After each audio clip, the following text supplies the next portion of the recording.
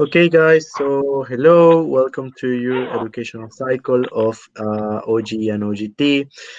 Today we're gonna check the how to manage and how to the things that we should know in order to know more about team leaders and team members management. So I'm gonna share my screen now and wait, hold on a sec. This is not the presentation that I was looking for. So here.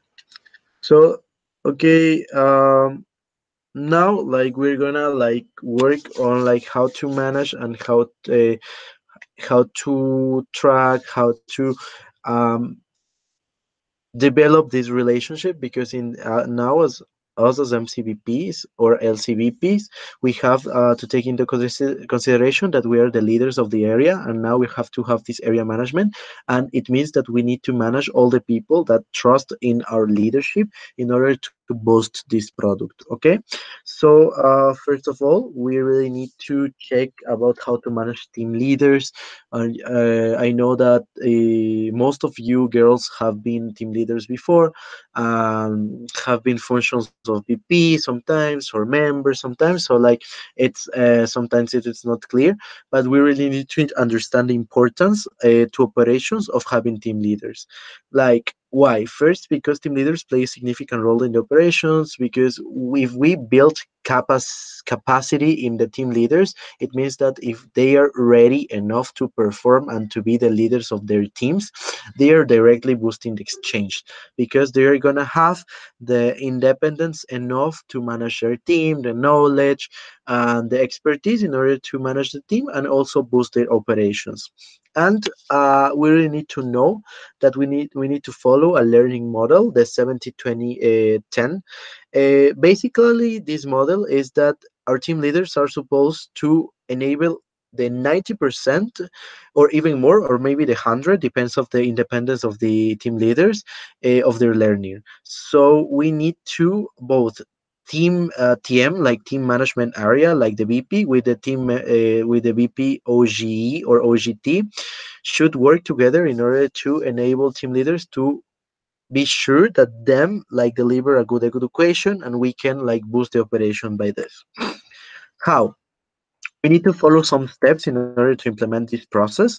First, we need to analyze in which stage of the competence or skills are our team leaders.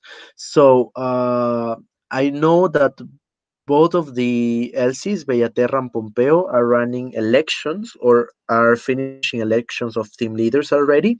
So you need to know now, uh, l- like how's the level of your team leader. Okay, then you need to build a capacity building of a plan for them in order to follow to fill the gaps that they don't know, and then we should analyze this and repeat it for the next period of team leader preparation. Okay, and what is assess team leader competence after the onboarding? We know that for any role of ISEC, we need certain competence that are skills in order to perform in the best way. We need to first analyze which is the stage that the team leader needs to have in these competencies in order to perform the best way as possible. So, first of all, when you have team leaders already, you need to identify the current stage of them, like how are them in regarding knowledge, how are them regarding skills, in abilities. So if they know about like the customer flow, what is the value proposition of GT or GE, the customer persona that we are selling, their goals, etc., etc. Then we need to define what we want to have. So maybe the team leaders doesn't only have like knowledge of theory, but they don't have any sales skills. So we need to define, okay, these team leaders should have they should improve in this term how to have these sales skills.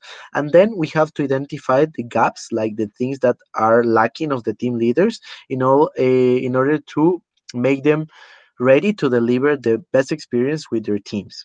Okay. I don't know, for example, Irene, if you have checked the competence model.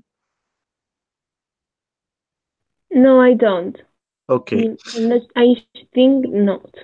Okay, so for example, here is a link, a really useful link, that it's a competence model, that it's a really good tool in order to check uh, which are the things that that your team leader needs to know. Okay, so you need to check it.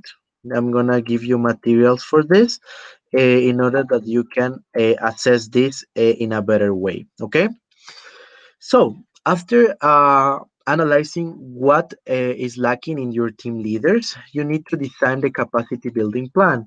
So, this is according to team standards implementation. So, like if your team leaders are lacking of many basic stuff, you really need to tackle them in the building part. Like in this part, you need to know that in the 10 days that they are elected as team leader, they need to know basic information. So maybe they are coming from other product, or maybe in some cases team leaders are newbies. So they need to know more than the team members. So this is how you can design with your BPTM, like when do you need to have the specific information. So in order that they can deliver, for example, theoretical education, they need to learn in the first 10 days. But maybe in the performing part, they need in that part they can learn how to track ongoing, or how to have like sales, etc., etc.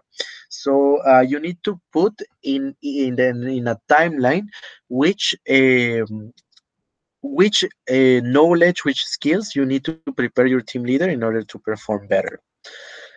Then you need to choose like the how to do it. Like in we know that in ISEC we have this global learning environments that is forms in order to deliver education. So it's like individual discovery and reflection. That it's like the own EP, like auto educates and find information and have insights. Do with a one-to-one, with team spaces, with learning circles, that everyone works for everyone in this learning circle, is that everyone has like a certain knowledge. So like it's like a sharing space of knowledge. Also in conferences and seminars, in this case local conference or something like that, and also virtual spaces as this webinar. Then you really need to know, like for example, maybe sales, if you want to teach them how to be better sellers, maybe it's gonna be in a team space rather than individual discovery, because you need to teach them how to sell a GE or a GT, how to sell it better. So you need to know which form of learning they according to each material that you want to teach, it's most suitable. Okay. Also, we have this curve of impact. So, for example, if you have more team leaders, in this case in an OG and OGT, we're having between two, maybe maximum three team leaders, according of the volume that we need to have in operations. So maybe you can put like in low reach, because we don't need to reach many people regarding team leaders. We can choose the team spaces or one to one, because those are the ones that we have a lot of impact. Then we need to evaluate this what happened in this educational cycle. So if there were some points that they already knew, so we need to check it and prepare better for the next time, and check like how these educational types help the team leader to fill the gap and like to perform more. Maybe you can examine your team leaders in order to check if they are really understood everything. Maybe you can do little tests, etc., and then you can analyze what went well, with what went wrong, etc., and then you need to repeat it in the time that you're looking for other team leaders. Okay, so maybe you are wondering what do they need to learn in order to be team leaders, because sometimes if the team leaders are coming from members, they know like the basic stuff about the product. They have had experience in order to how to sell, etc., etc. And yes, that's the thing. So like we really need to teach them and how to manage people, because the team leaders are gonna be the first experience in managing a team. So you need to teach them how to deliver like team standards.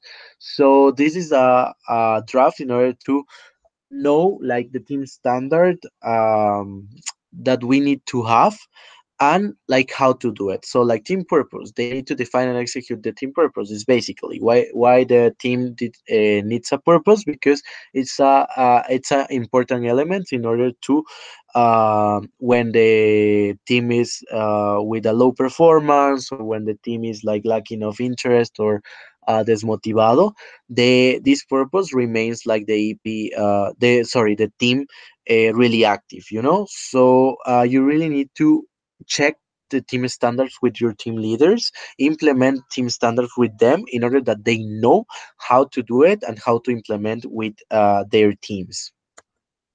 Okay, who's gonna be the responsible of this? We have certain roles regarding the MC, the LC, and team leaders.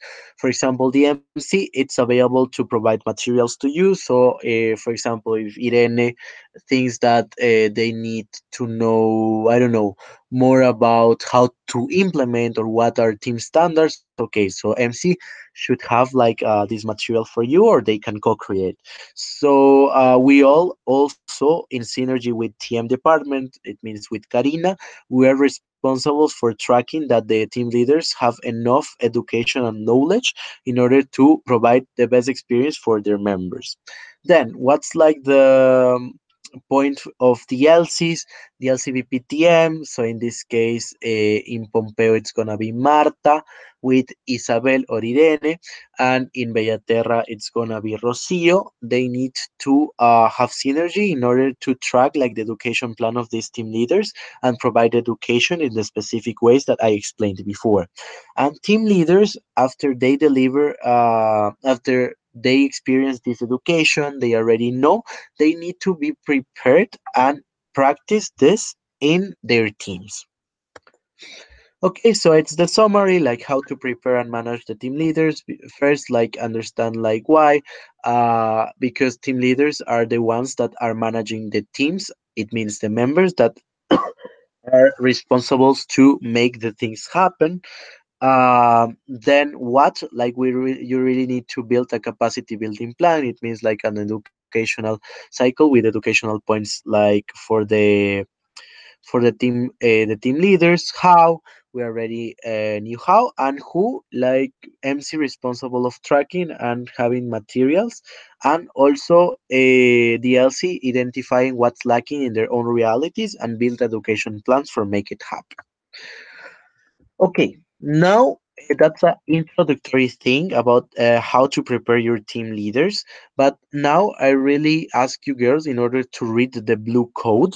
It's the blue code. It's a guideline or like a booklet in order that every leader, every VP, MCVP that is managing persons in ISEC, we need to read, because it's useful information about how to deliver the team standards, because we all know what are the team standards, why are they important, etc. But maybe we are like lacking of information on how. So the blue code explains how to deliver them, how to understand and live the ISEC values in the area, and the competence model. So it's everything that we have talked before in a nutshell. So please read the blue code, because with this you're gonna know how to manage your team leaders, and also your team leaders will know how to manage the members.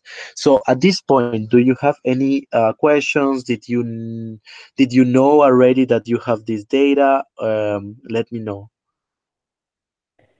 Well, I didn't know about the blue code. I mean, I know that I exist, but I didn't touch it. I didn't Okay. know that what was the information inside it. So now Okay. I would So use it. yes, But read the blue I code, because then you're gonna have insights of everything, and also the competence model in order to check what things it's lacking in the team leaders reality now in Pompeo or in Bellaterra. perfect.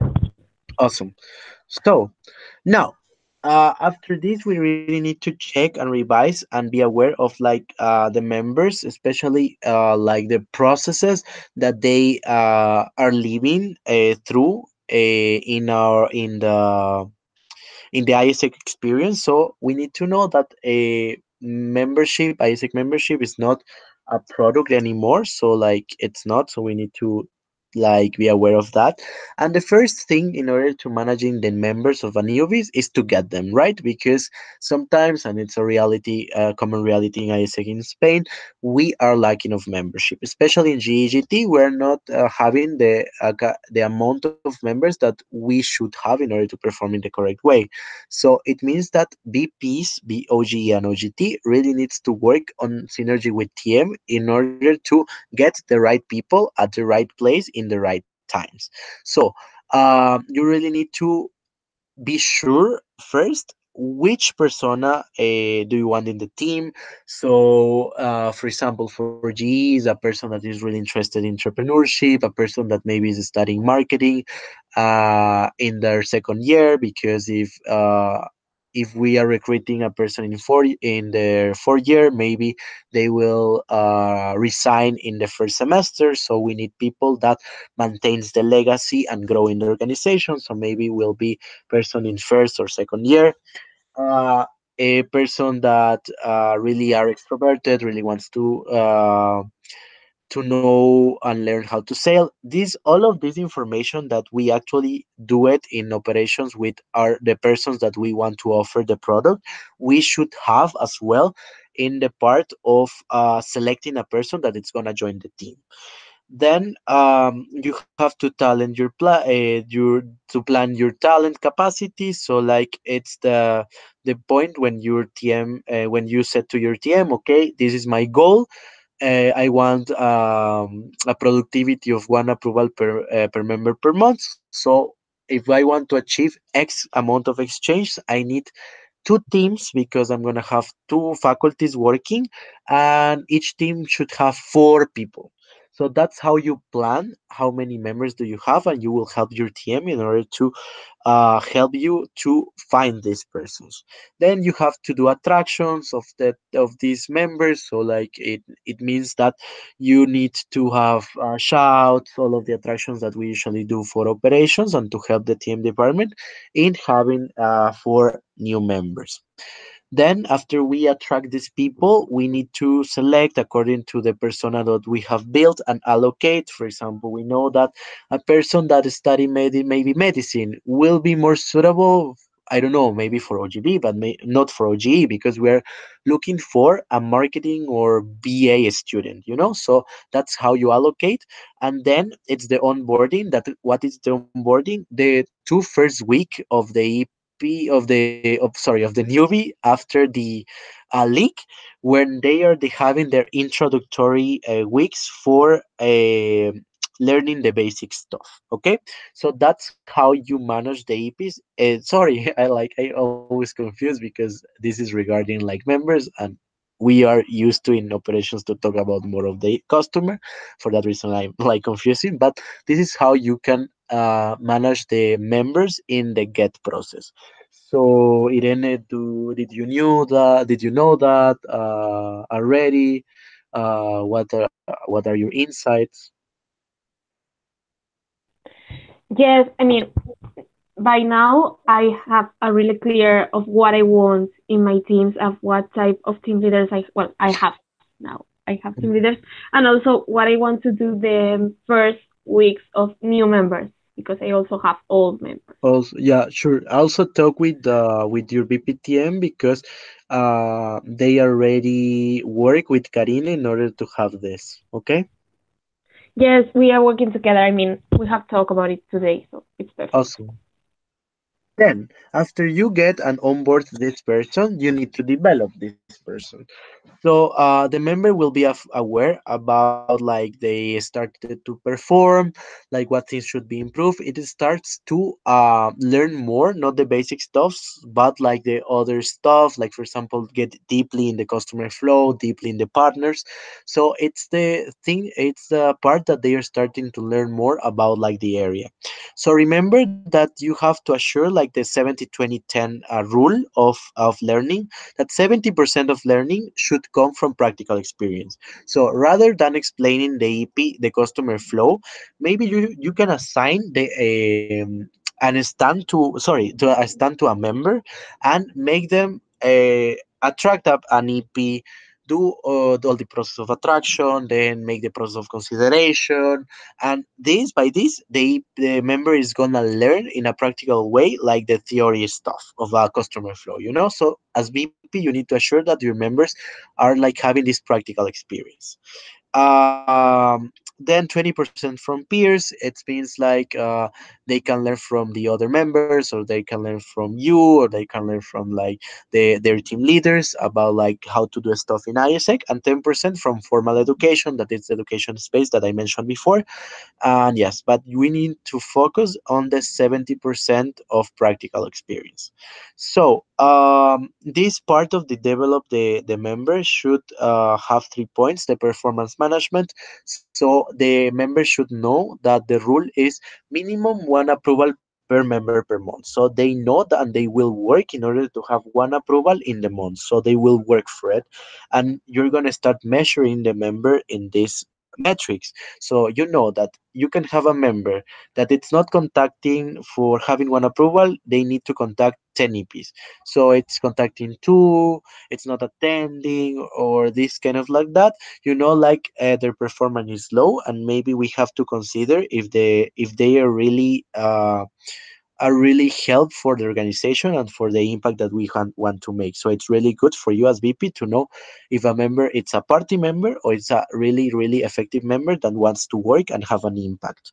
Then the capacity building of team leaders that I already said. Your team leaders needs to be prepared for deliver this education with you and to help you with this. And also the national education cycle, that for example is this, the touch point of conference. So like you need to set expectation with your members and team leaders that they should come to conferences. And yeah, that's the second point of developing our membership. So after this, do you have any question?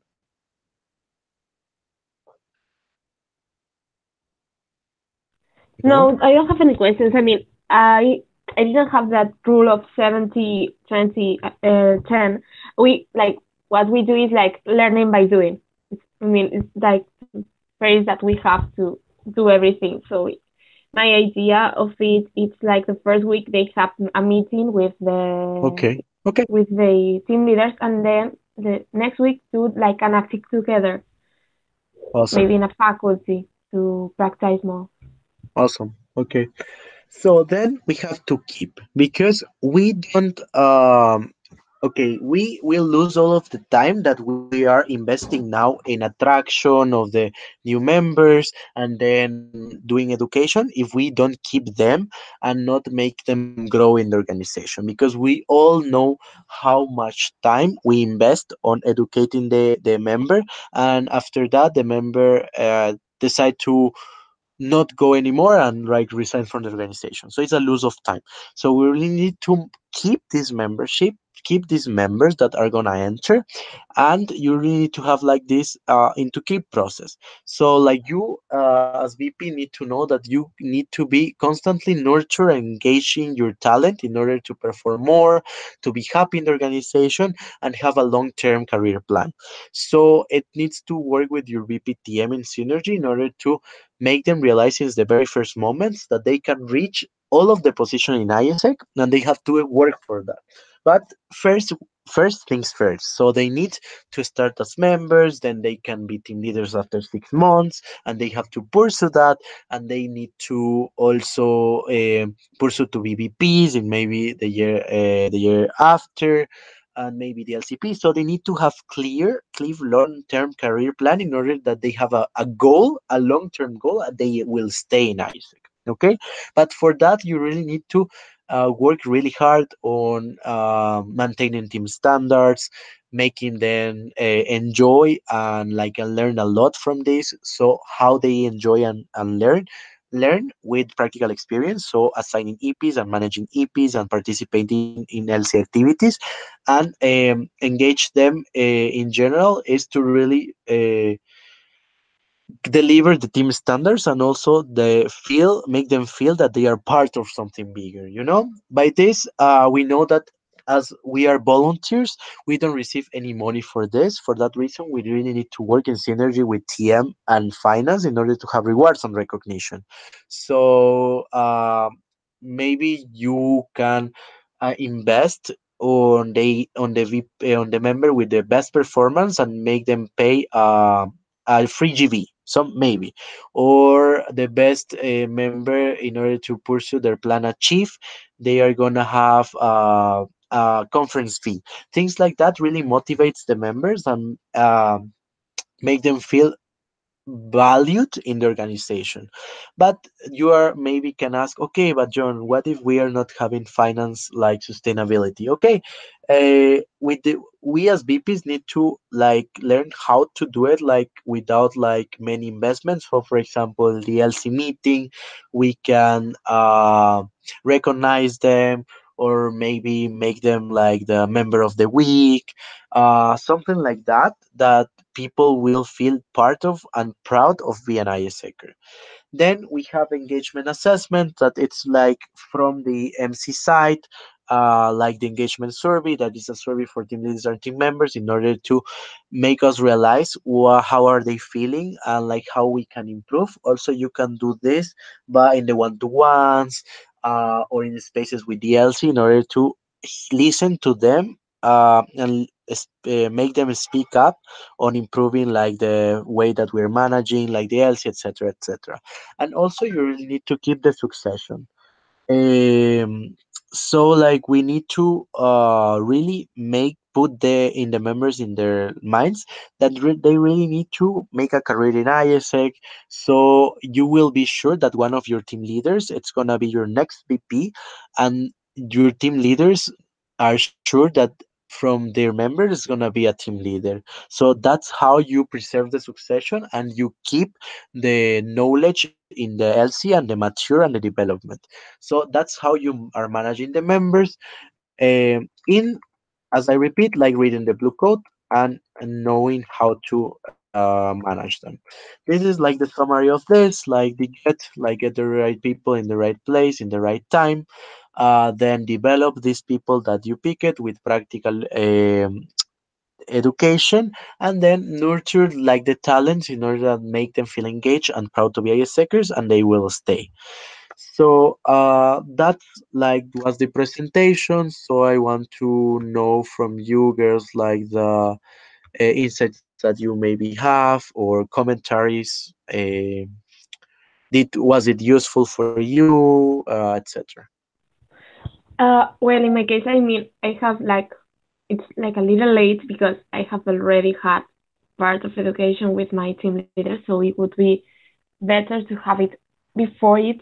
But at the same time, I will review everything that you have passed to us and see what's the point that I have done or I haven't done. At the same time, the education that we have with the team leaders, we have like in two parts. One with me that it's more education about the products or about how I want everything to work with the team, and another with Marta that is the BPTM about the team standards because her and Danny are going to help the team leaders more about how every team standard has to be done, how they have to treat them, and everything. So I can pass all the information that you have that also I suppose that Karina has done, but if they not if she's not to Marta to in the order to make it better and have more alienation.